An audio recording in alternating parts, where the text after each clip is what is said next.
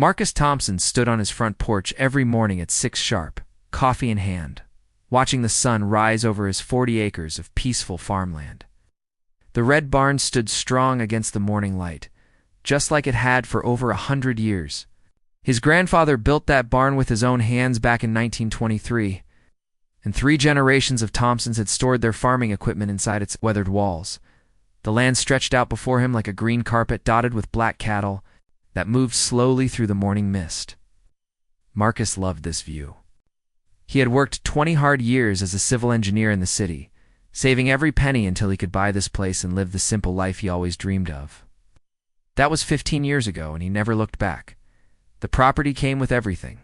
He needed rolling pastures for his weekend cattle operation, a natural spring that bubbled up from deep underground, feeding a clear creek that wound through his land, rich soil perfect for growing hay, and of course, the barn that housed his tractor, his tools, and decades of family memories. Marcus finished his coffee and walked down to check on his cattle. Act. The morning routine never got old. Act. Feed the animals, check the water systems, inspect the fences. Simple work that kept his hands busy and his mind peaceful. At 55, he had found exactly what he was looking for in life. But peace has a way of ending when you least expect it.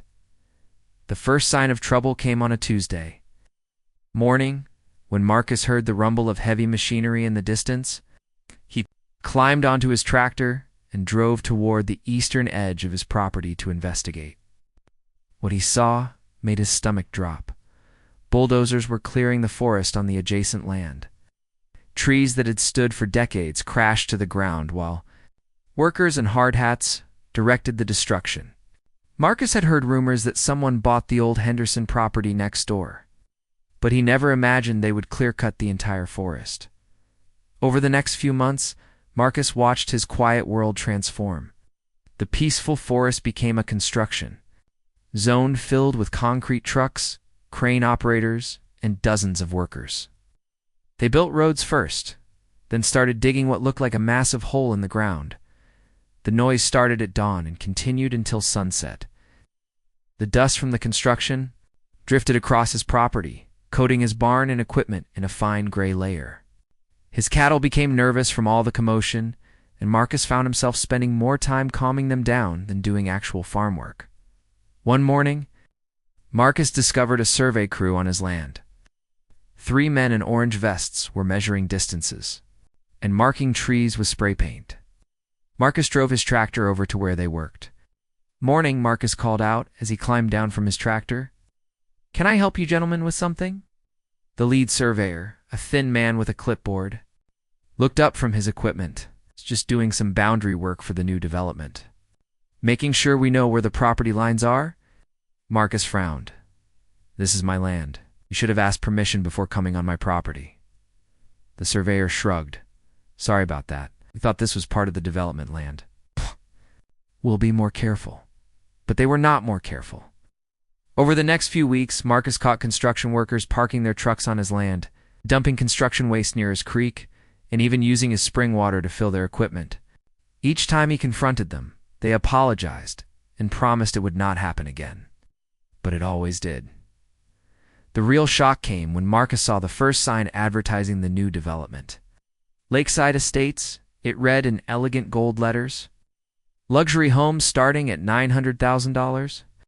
Resort-style living with private lake and country club amenities. Marcus stared at the sign in disbelief. They were building a luxury development with an artificial lake right next to his simple farm. The two worlds could not be more different. Construction continued through the summer and into the fall. Marcus watched them dig out an enormous artificial lake, install expensive landscaping, and build the largest houses he had ever seen. Each house looked like a small mansion with perfect lawns, circular driveways, and 3-car garages. The first residents moved in during the spring. Marcus could see them from his kitchen window, driving expensive cars and walking small dogs. On designer leashes, they wore golf clothes and talked on cell phones while their landscaping crews maintained their perfect yards. At first, the new neighbors seemed friendly enough. A few even waved when they drove past his property. Marcus waved back, hoping they could all get along despite their different lifestyles. But that hope died the day he found the letter in his mailbox. Marcus had just finished feeding his cattle when he noticed the white envelope with Lakeside Estates Homeowners Association printed in the return address corner. Inside was a formal letter typed on expensive letterhead. Dear Mr. Thompson, the letter began. As members of the Lakeside Estates community, we are writing to express our concern about the condition of your property, specifically the old barn structure that faces our main entrance road. Marcus read the letter twice, his anger building. With each word, the HOA claimed his barn was an eyesore that negatively impacts property values and creates an undesirable visual impression for our luxury community. They demanded he tear down the barn within 30 days or face appropriate legal action. The letter was signed by Janet Morrison, HOA president, and included copies of county codes they claimed supported their position. At the bottom, someone had handwritten a note. We hope you understand our position and will cooperate with this reasonable request. Marcus crumpled the letter in his fist. Reasonable request? They wanted him to destroy a piece of his family history because it did not match their idea of luxury living. The barn had stood on this land longer than most of their fancy houses had been standing anywhere. He threw the letter in his kitchen trash and tried to forget about it. But the letter kept bothering him. These people had moved next to his farm, and now they wanted to change how he lived on his own land. The nerve of it made his blood boil. Marcus walked out to his barn and ran his hand along the weathered wood siding. His grandfather had cut these boards from trees that grew on this very land. His father had repaired the roof after the storm of 1967. Marcus himself had reinforced the foundation. Just 5 years ago, this barn was not just a building. It was family history made of wood and nails and sweat.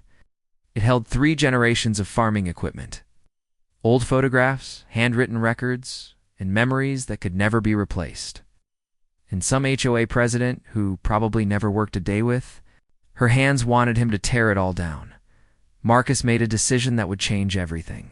He would ignore their letter completely. This was his land, his barn, and his life. No HOA was going to tell him what he could and could not do on property his family had owned for 15 years. He had no idea that this decision would lead to the biggest fight of his life. The wealthy neighbors in their million-dollar homes were used to getting their way, and they had lawyers, money, and political connections that Marcus could barely imagine. But Marcus had something they did not understand: the stubborn determination of a man defending his family legacy. The war between the farmer and the homeowners association was about to begin, and neither side was prepared for how far the other would go to win. The second letter arrived exactly 2 weeks later. This time the tone was much sharper and more threatening than the first. Mr. Thompson, it began. Our previous correspondence regarding the removal of your dilapidated barn structure has apparently been ignored. This is completely unacceptable and shows a clear disregard for community standards. Marcus sat at his kitchen table reading the new letter while his morning coffee grew cold. The HOA had increased their demands and added new complaints that seemed to come from nowhere. Now they claimed his barn violated multiple county codes, created safety hazards for children, and attracted rats and other vermin that could spread disease to their pristine development. We have consulted with our legal team, the letter continued in bold letters, and have been advised that we have multiple options for enforcement action. We strongly encourage you to comply voluntarily before we are forced to pursue more aggressive measures that could result in significant financial penalties. Janet Morrison had signed this letter too, but she had added a handwritten note at the bottom in red ink. Mr. Thompson, please call me immediately to discuss a reasonable solution. We are prepared to help cover demolition costs if you act quickly.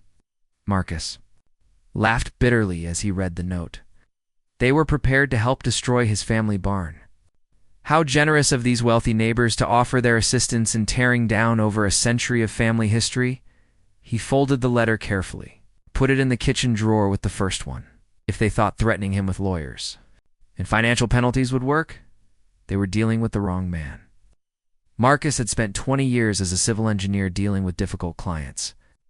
Pushy contractors and corporate bullies who thought money could solve every problem. The secret was simple. Never let them see you sweat.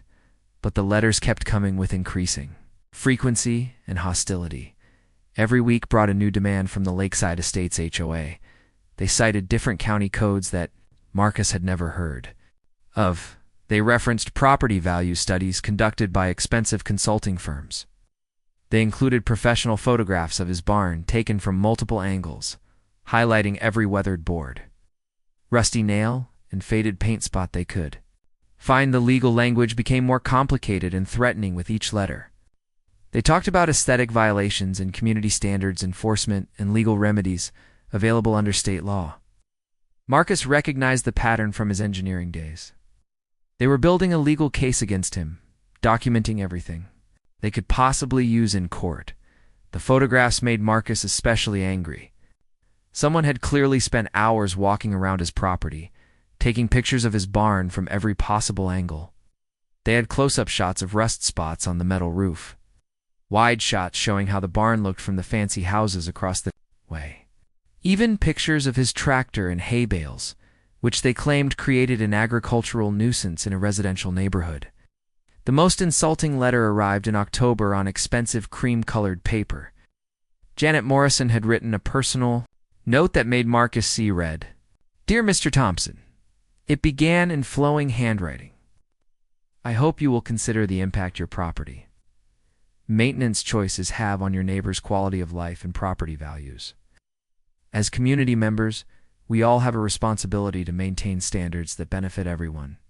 The letter went on to suggest that Marcus might be happier selling his land to their development company, which would put the property to better and more appropriate use for the entire community. They offered to pay fair market value and help him relocate to a more suitable rural area. Marcus threw that letter in the trash without finishing it. These people actually believed they could buy him out and turn his family farm into more mansion lots for their wealthy friends. They had no understanding of what this land meant to him or why he would never sell it at any price. But the HOA was just getting started with their campaign of harassment.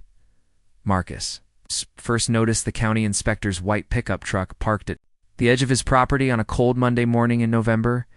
A man in a county uniform was walking around his barn with a clipboard and digital camera. Taking notes and photographs of everything he saw, Marcus drove his tractor over to investigate what was happening. Morning, he called to the inspector. As he climbed down, "Something I can help you with today." The inspector looked up from his clipboard with an uncomfortable expression. He was a young man, probably in his 20s, who seemed nervous about his assignment. "I'm sorry to bother you, sir. I'm required to investigate some safety complaints that were filed about this barn structure." "What kind of safety complaints?" Marcus asked, though he already suspected the answer. "Structural integrity violations, mostly. Someone reported that the building might be unsound and could pose a danger to people on neighboring properties." The inspector gestured toward his clipboard full of forms. "I need to do a complete inspection and file an official report with the county." Marcus felt his anger rising like hot water in a kettle, but he kept his voice calm and controlled. "Inspector, this barn has been standing solid for over 100 years. My family has maintained it properly every year, and it's as structurally sound as the day my grandfather built it. I'm sure you have taken good care of it, sir. But I still need to complete the inspection process. It's nothing personal against you." Marcus watched the young man spend the next 3 hours measuring the barn's foundation, testing the stability of the wooden walls, and photographing every minor imperfection he could discover. A loose board here that could be fixed with 2 nails. A small gap in the roof there that had been there for 20 years without causing problems. Rust on the old door hinges that was purely cosmetic. Normal wear and tear that any working barn would show after decades of use. It would look terrible when described in an official county report. The inspector measured everything twice and took hundreds of photographs, tested the foundation with a small hammer, checked the roof supports with a flashlight, and even examined the electrical wiring that Marcus had installed himself just 5 years earlier. When he finally finished, the inspector handed Marcus a copy of his preliminary findings. "You'll receive the official report in the mail within 2 weeks," he explained. "If there are any violations that need to be corrected, you'll have 30 days to complete the repairs and schedule a follow-up inspection." Marcus read through The preliminary report that evening while eating a lonely dinner, the inspector had found 14 separate minor violations of various county building codes. Most were cosmetic issues that had absolutely nothing to do with safety, but they would all need to be addressed to bring the barn into full compliance with current standards. The estimated cost for completing all the required repairs was over $8,000. Marcus laughed out loud when he saw that number written at the bottom of the report. $8,000 to fix problems that did not actually exist. All because his wealthy neighbors did not like looking at his family. Barred from their million-dollar houses, he could probably fix most of the issues himself with basic tools and materials. But that was not the point. The point was that they were using county bureaucracy and building codes to harass him into submission. They had found a way to use the government as their personal weapon against a farmer who just wanted to be left alone. The official report arrived exactly 2 weeks later, along with a formal notice that he had 30 days to complete all repairs or face additional enforcement action that could include fines and legal proceedings. Marcus filed both documents in his kitchen drawer. With the growing stack of HOA letters, he had no intention of spending $8,000 to make his barn prettier for neighbors who hated him. Marcus woke up at 5 in the morning on the day that would change his life forever. He had barely slept, tossing and turning as he worried about the county's final deadline. Today was the last day to complete the repairs on his barn or face serious legal consequences. The coffee tasted bitter in his mouth as he stood at his kitchen window, looking out at the barn his grandfather had built with his own hands. The morning light made the old wood glow golden, and Marcus could almost see his grandfather. Working on those same boards over a century ago, he had decided not to make the repairs. $8,000 was money he could not afford to waste on cosmetic fixes that served no real purpose. More importantly, giving in to the HOA's demands would only encourage them to make more unreasonable requests. If he backed down now, they would never stop pushing him around. At 8:30, Marcus heard vehicles approaching his property. He walked outside to see a convoy of county trucks and official cars turning into his driveway. His heart sank as he counted them. 2 county supervisors, building inspector, a safety officer, and 3 men in expensive suits who could only be lawyers, the lead county supervisor. A stern woman in her 50s approached Marcus with a folder of legal documents. "Mr. Thompson, I'm Sarah Martinez from the county building department. We're here regarding the outstanding violations on your barn structure." "I understand," Marcus said quietly, trying to keep his voice steady. "Our records show that no repairs have been completed and no permits have been filed. Is that correct?" Marcus nodded. "It's correct. I decided not to make the repairs." Sarah Martinez opened her folder and pulled out an official document with a red county seal. "Then, I'm required to serve you with this emergency demolition order. The structure has been classified as an imminent safety hazard and must be removed within 72 hours. Marcus felt like he had been punched in the stomach. 72 hours. You can't be serious. One of the lawyers stepped forward. Was a tall man with silver hair and an expensive suit that probably cost more than Marcus made in a month. "Mr. Thompson, I'm Robert Chen, representing the concerned community members who filed the original complaints. This demolition order is the result of a thorough engineering analysis that found serious structural defects." "Engineering analysis?" Marcus could barely speak. "What engineering analysis?" Robert Chen handed him a thick folder bound in blue covers. "The Lakeside Estates HOA commissioned a professional structural assessment of your barn. The engineer found significant problems that pose an immediate danger to people and property." Marcus opened the folder and saw page after page of technical reports, photographs, and engineering calculations. Someone had paid a lot of money for this analysis, and they had clearly asked the engineer to find as many problems as possible. Every minor flaw in the barn was described in the most alarming terms possible. A small crack in the foundation became significant structural instability. Weathered wood siding became advanced deterioration threatening collapse. The metal roof, which had protected the barn for decades, was now severely compromised and dangerous. The conclusion was clear. Immediate demolition was the only safe option. "This is ridiculous," Marcus said, his voice shaking with anger. "This barn is not dangerous. Your own inspector said the violations were minor. Sarah Martinez looked genuinely sympathetic but shook her head firmly. I'm sorry, Mr. Thompson. When we receive a professional engineering report like this, we have no choice but to act. Public safety has to be our top priority.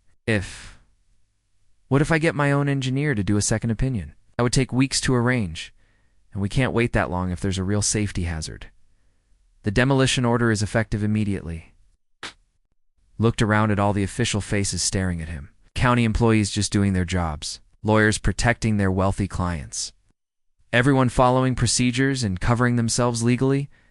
No one seemed to care that they were about to destroy a piece of history that could never be replaced. I need time to remove my belongings, Marcus said desperately. You have 72 hours, Sarah Martinez replied. The demolition crew will arrive Thursday morning at 8 o'clock. Anything you want to save needs to be out by then. After the officials left, Marcus stood alone in his driveway, staring at the demolition order in his hands. The HOA had outmaneuvered him completely. They'd used their money and connections to turn a simple building code dispute into an emergency. A situation that could only be solved by tearing down his barn. He spent the rest of the day frantically trying to find options. He called every lawyer in the county, but none could stop an emergency demolition order on such short notice. He contacted structural engineers, but they all said the same thing. It would take weeks to do a proper assessment and challenge. The existing report, Marcus even drove to the county courthouse to file an appeal, but the clerk explained that emergency safety orders could not be appealed until after the demolition was complete. By then, of course, it would be too late.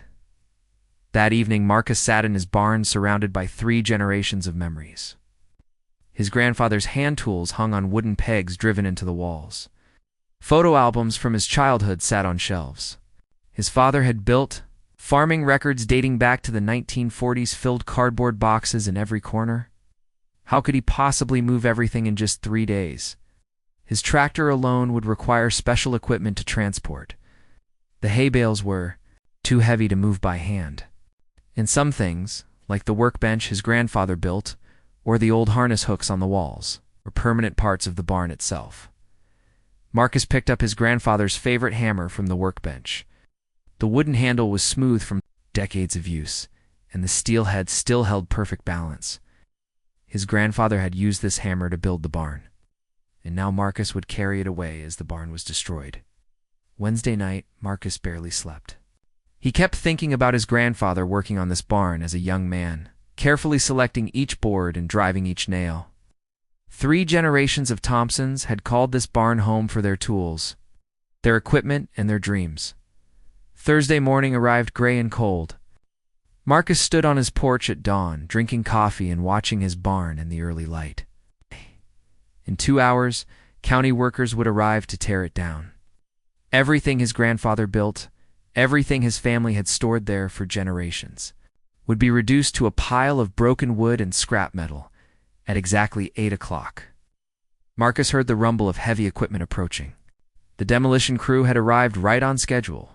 A convoy of trucks turned into his driveway. It was an excavator on a flatbed trailer, a dump truck for hauling away debris, county supervisor's vehicle, and bringing up the rear a shiny black car that Marcus recognized as belonging to Janet Morrison, the HOA president who had started this whole nightmare.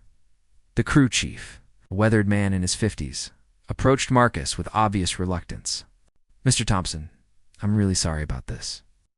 None of us wanted to be here today. I know, Marcus said quietly. You're just doing your job. We'll be as careful as possible with anything you haven't moved yet. We'll set it aside before we start the demolition. Marcus nodded and walked into his barn one final time. The smell of old wood and machine oil filled his nostrils. Dust particles danced in the sunbeams streaming through gaps in the siding. Every corner held memories from his 15 years on this land and the generations that came before, but in just a few minutes, all of it would be gone forever. The demolition took 4 hours. Marcus stood in his driveway like a man watching his house burn down, helpless to stop the destruction of everything he held dear. The excavator operator worked methodically, starting with the roof and working his way down. Each swing of the massive metal arm brought down another section of the barn his grandfather had built by hand. The sound of splintering wood filled the air like gunshots, and clouds of dust rose into the gray morning sky. Marcus watched his family, history disappear one board at a time. The workbench, where his grandfather had repaired farm equipment, became a pile of broken wood. The loft where Marcus had played as a child collapsed in a shower of hay and splinters.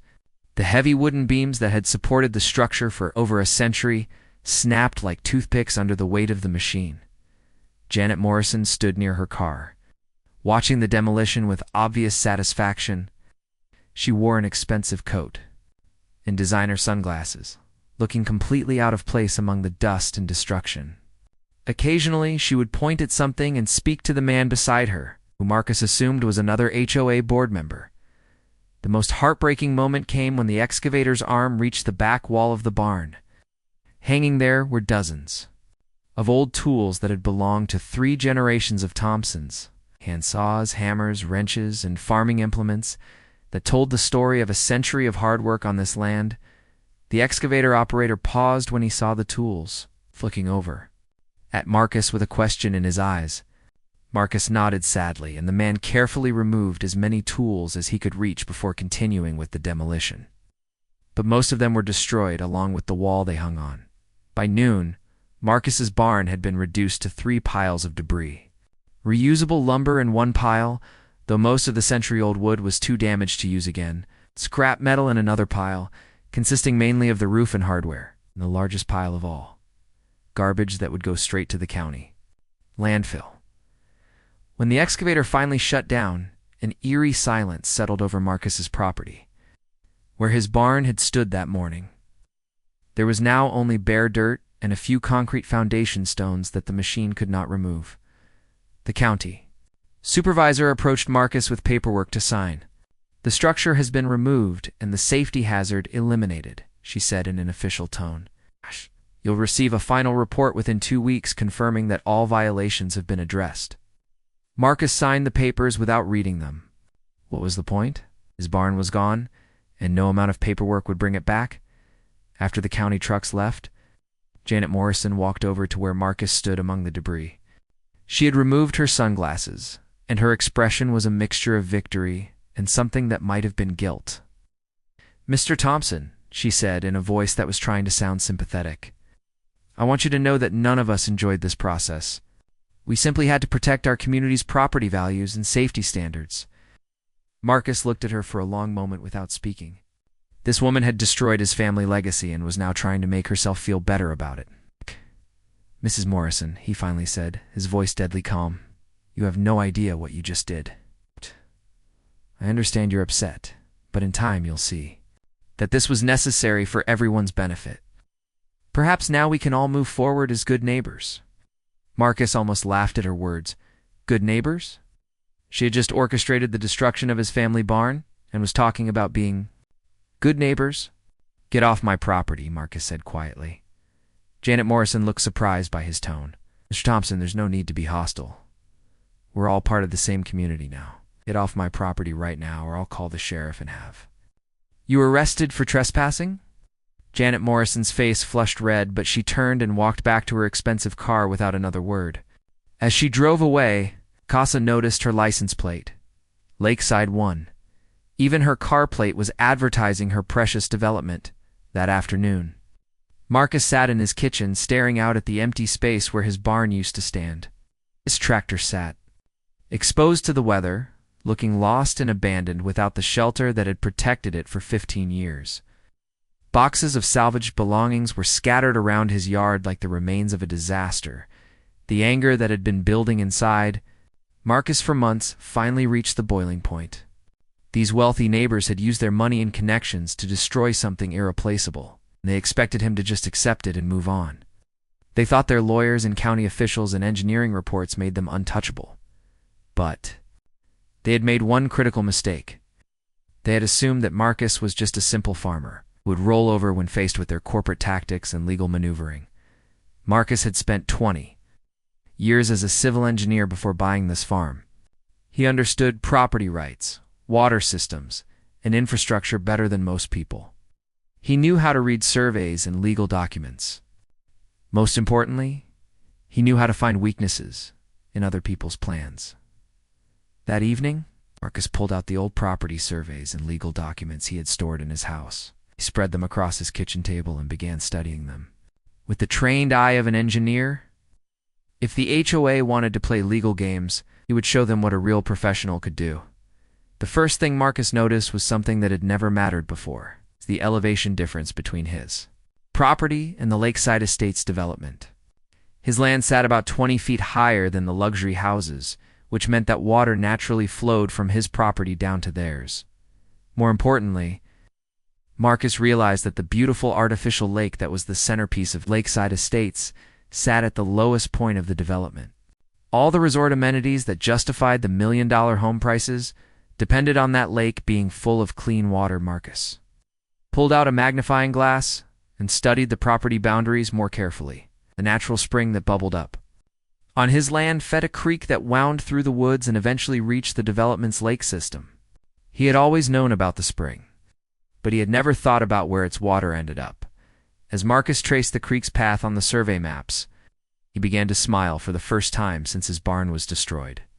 The spring, the creek, and all the water that flowed toward Lakeside Estates were entirely on his property. The developers had built their million-dollar lake system assuming they would always have access to his water, but Marcus had never signed any agreement giving them permission to use his water. He pulled out the deed to his property and read through every page carefully. There was no mention of water rights or easements that would allow his neighbors to use the spring water. Marcus spent the next hour searching through every legal document related to his property purchase: deed transfers, title insurance, county records, mortgage papers. Nowhere could he find any agreement that gave Lakeside Estates the right to use water from his land. The developers had made a huge mistake. They had built their entire luxury community around an artificial lake system that depended on water they had no legal right to use. They had probably assumed that a simple farmer would never notice or care about such technical details. They were about to learn how wrong they were. Marcus walked outside in the darkness, followed the sound of running water to where his spring emerged from underground. Even in the dim light, he could see the clear water bubbling up from deep rocks and flowing toward the woods. This spring had been here for thousands of years, long before any human had claimed ownership of the land. But now Marcus owned it. Every drop of water that came from his spring belonged to him, and he could do whatever he wanted with it, including cutting it off completely. Marcus had found his weapon. The HOA had used county officials and legal paperwork to destroy his barn. Now he would use property law and water rights to destroy something they cared about even more: their million-dollar lake resort that made their community special. The war was far from over. In fact, it was just beginning. Marcus spent the entire weekend researching water rights law at the county courthouse and online legal databases. What he discovered made him more confident that he held all the cards in this fight. Under state law, Marcus owned all water that originated on his property, including the natural spring that had been feeding Lakeside Estates' artificial lake for years. The developers should have negotiated a formal easement agreement before building their water-dependent amenities. But they had apparently assumed they could use his water forever without asking permission. It was exactly the kind of expensive oversight that happened when developers got careless about legal details. On Monday morning, Marcus called the best water rights attorney in the state. David Richardson had a reputation for taking on big corporations and winning. His law office was 3 hours away, but Marcus was willing to drive anywhere to get expert help. "Mr. Thompson," David Richardson said when they met that afternoon, "what you're describing is more common than you might think. Developers build projects assuming they can work out water rights later, then act surprised when property owners assert their legal rights." Marcus spread his property surveys across the lawyer's conference table. "So I really do own all the water from that spring?" David Richardson studied the maps carefully, making notes on a legal pad. "Absolutely. The spring originates entirely on your property, and there's no recorded easement giving anyone else access to that water. Legally speaking, your neighbors have been stealing from you for years. What can I do about it? Quite a lot, actually. We can file an immediate injunction to stop their unauthorized use of your water. We can demand compensation for past usage. And we can negotiate a formal easement agreement on terms that benefit you. Marcus leaned back in his chair, feeling better than he had in months. How long would an injunction take? If we filed tomorrow, we could have a temporary restraining order within a week that would legally require them to stop using your water immediately while the court sorts out the permanent arrangements. And if they ignore the court order? David Richardson smiled. Then they face contempt of court charges, daily fines, and possible jail time for their board members. Trust me, no HOA wants to go down that road. Marcus hired David Richardson on the spot. By Wednesday, they had filed an emergency injunction in county court, demanding that Lakeside Estates immediately stop their unauthorized use of water from Marcus's property. The legal papers were served to Janet Morrison on Thursday morning while she was having coffee at the development's clubhouse. According to David Richardson, she nearly dropped her cup when she read the court documents. The temporary restraining order was granted on Friday afternoon, effective immediately. Lakeside Estates was legally prohibited from using any water that originated on Marcus's property. They had 72 hours to find alternative water sources, or shut down their lake and resort amenities. Marcus celebrated that night with a beer on his front porch, looking out at the empty space where his barn used to stand. The HOA had destroyed his family legacy, but now he was about to return the favor. The first sign of panic at Lakeside Estates came on Monday morning. Marcus could see maintenance trucks racing around the development, and he noticed that several residents had gathered near the artificial lake. Pointing and gesturing at something, Marcus drove his tractor to the edge of his property, where he could get a better view. The lake level had already dropped several inches. The decorative waterfalls that cascaded down artificial rock formations had slowed to a trickle by Tuesday. The situation was getting desperate. Marcus watched through binoculars as county water trucks arrived to fill the development's swimming pools. Landscaping crews were frantically installing irrigation systems connected to fire hydrants. The lake level continued dropping as the spring. Water that normally fed it was no longer flowing. Janet Morrison called Marcus that afternoon, her voice tight with barely controlled anger. "Mr. Thompson, we need to discuss this water situation immediately." "There's nothing to discuss," Marcus replied calmly. "You're no longer allowed to steal water from my property. Find your own water source." "Steal? We've been using that water?" "For years. It's always been understood that it was available for community use." Marcus laughed. "Understood by who? He never asked my permission, and he never offered to pay for it. That's the definition of stealing. This is ridiculous. You can't just cut off water to an entire community." "Actually, I can. It's my water, and I can do whatever I want with it." "Maybe you should have thought about water rights before you destroyed my barn." Janet Morrison's voice became pleading. "Mr. Thompson, please be reasonable. We have families here, children who want to swim in the pools, elderly residents who depend on the resort amenities. You should have been reasonable before you illegally demolished my family property," Marcus said. "Now you can live with the consequences." Hung up the phone and poured himself another beer. By Wednesday, the situation at Lakeside Estates had become critical. The artificial lake had dropped 4 feet, revealing ugly concrete walls and mechanical equipment that were never meant to be visible. The resort swimming pools were closed because county water was too expensive to waste on luxury amenities. The golf course irrigation system had failed, and the perfect grass was already turning brown.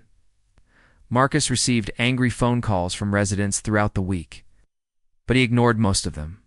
A few people tried to visit his property, but he had posted no trespassing signs and threatened to call the sheriff if anyone set foot on his land without permission. The most interesting call came from Robert Chen, the expensive lawyer who had represented the HOA during the barn demolition. His tone was much different now than it had been when he held all the legal cards. "Mr. Thompson, I think we may have gotten off on the wrong foot," Robert Chen said in his smoothest voice. "Perhaps we can find a mutually beneficial solution to this water rights issue. The only solution I'm interested in is getting my barn rebuilt exactly as it was," Marcus replied. "Until that happens, you can find your own water."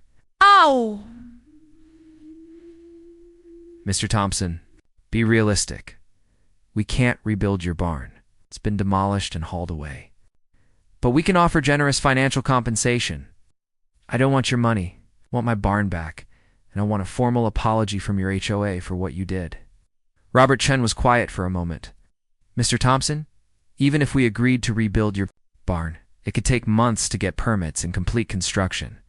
Our residents can't wait that long for water. It sounds like your problem, not mine.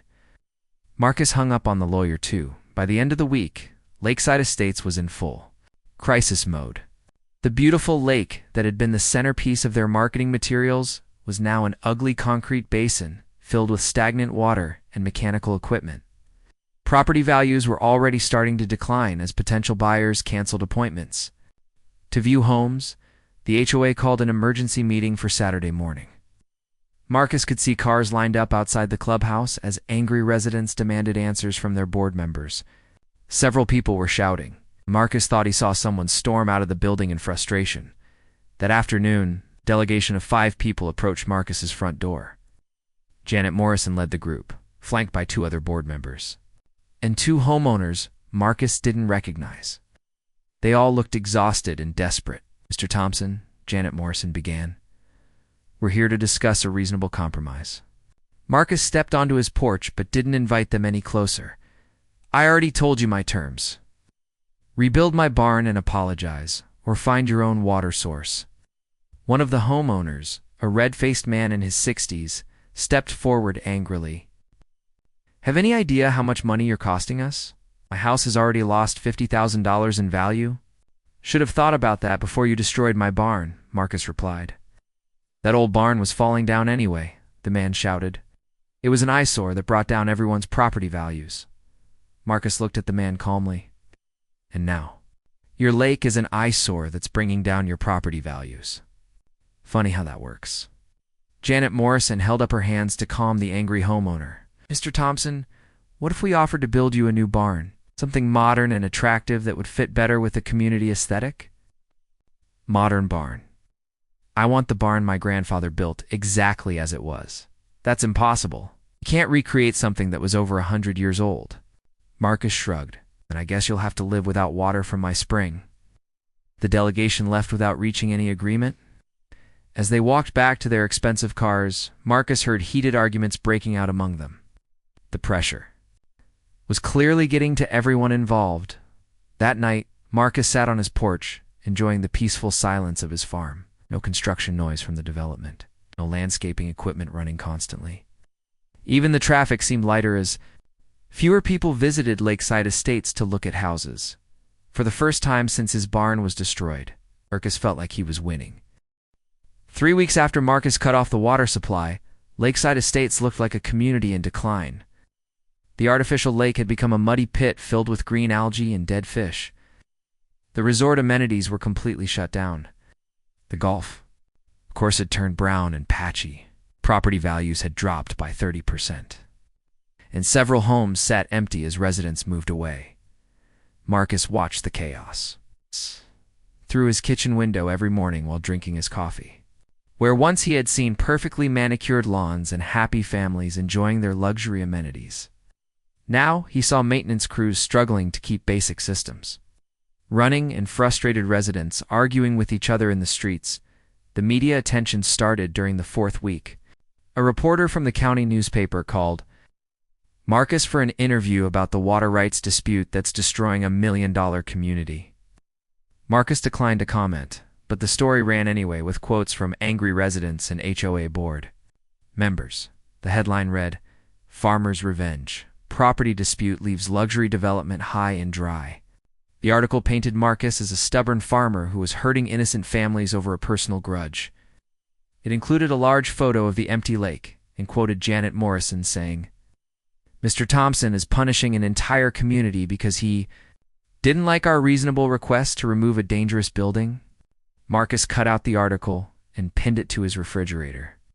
Let the whole county know what happened when rich people tried to push around a farmer who knew his rights. More reporters called throughout the week. Television news crews drove out to film the empty lake and interview residents. Marcus refused all requests for interviews, but he enjoyed watching the coverage from his living room. The story went viral on social media. HOA destroys man's family barn. He cuts off their water supply and became a popular post on multiple platforms. Comments poured in from around the country, with most people supporting Marcus and criticizing the HOA's behavior. "Good for him," wrote one commenter. "These HOAs think they can bully everyone into submission. Play stupid games, win stupid prizes," wrote another. "They destroyed his family history and expected no consequences." The national attention brought new pressures on both sides. Marcus received dozens of interview requests from news programs and podcasts. The HOA faced criticism from property rights groups and social media activists who saw them as corporate bullies. But the real pressure came from the residents themselves. The monthly HOA meeting in week 5 was so crowded that they had to move it from the clubhouse to the community center. Marcus could see cars lined up for blocks as homeowners came to demand answers from their board. According to gossip that reached Marcus through his few remaining friends in town, the meeting had been a disaster. Residents had shouted at board.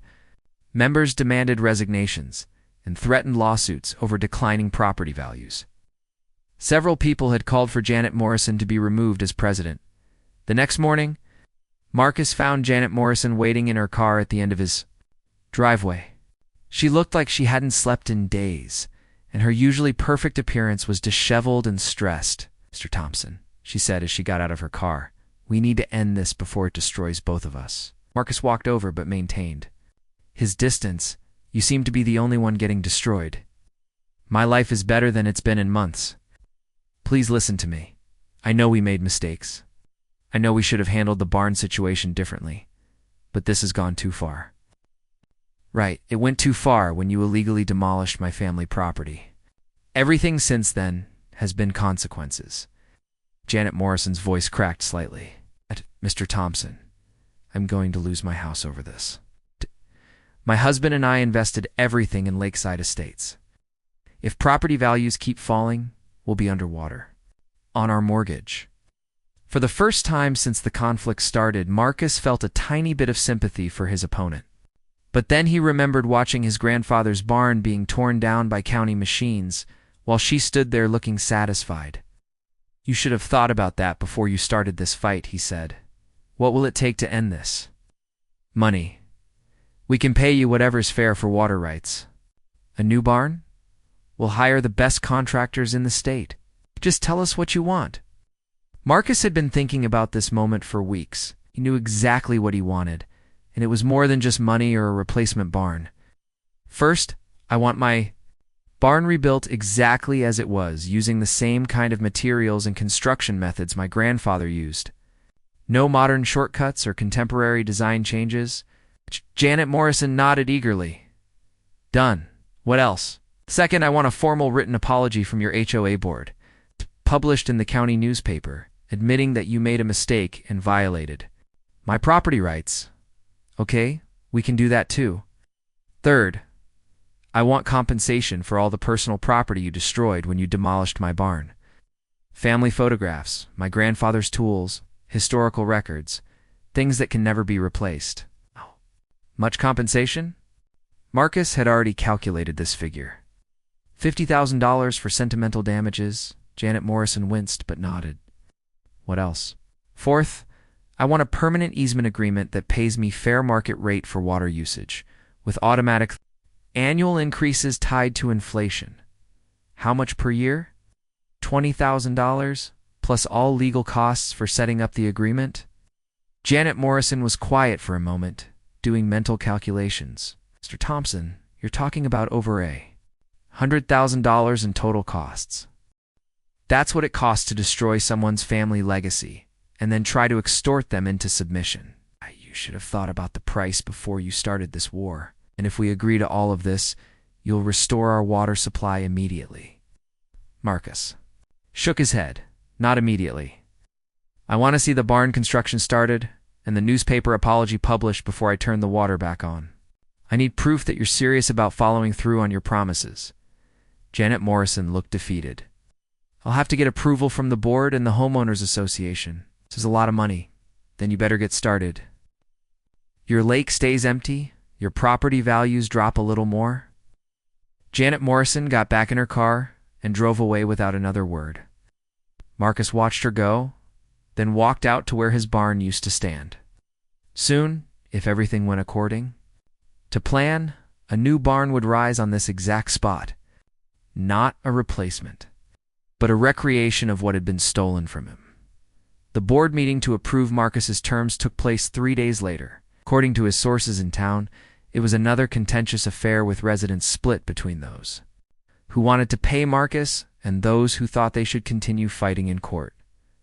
The pragmatists won, facing continued bad publicity, dropping property values, and the very real possibility of a long legal battle they might lose anyway.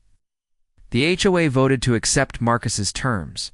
Janet Morrison called that evening to confirm the agreement. "Mr. Thompson, the board has approved your conditions. We'll need a few weeks to arrange financing and get contracts in place, but we're moving forward. What about the apology? We'll publish it in next week's newspaper. You'll see the draft before it runs." Marcus smiled for the first time in the entire conversation. "Good, and Mrs. Morrison?" "Yes. If you try to back out of this agreement or change the terms after I restore your water, I'll cut it off again permanently. Are we clear?" "Perfectly clear, Mr. Thompson." The apology appeared in the county newspaper the following Wednesday. It was a full-page advertisement titled, "A Message from the Lakeside Estates HOA." The text acknowledged that the board had made errors in judgment regarding Marcus's barn and had failed to respect his property rights and family heritage. It praised Marcus as a valued member of our community and promised to work cooperatively with all neighbors in the future.